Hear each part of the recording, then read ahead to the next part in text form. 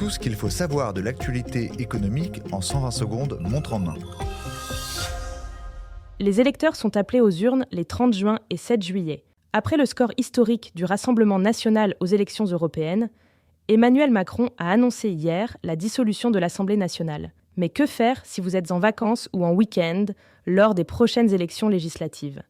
Capital vous explique comment voter par procuration, en ligne ou par papier. Des projets du gouvernement mis à l'arrêt.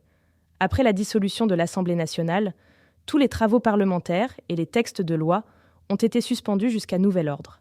L'examen du projet de loi sur la fin de vie, qui devait reprendre cette semaine, est mis en pause, tout comme la réforme de l'audiovisuel public. Les travaux des commissions sont eux aussi suspendus. Des réformes remises en cause.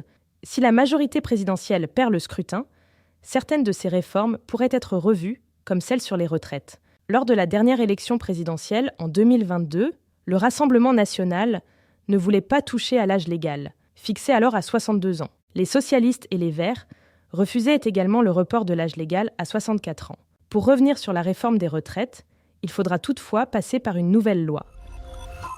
Gare à l'onde de choc. La dissolution de l'Assemblée nationale et la situation politique en France risquent d'avoir de lourdes conséquences pour notre pays, avertit Marc Toiti.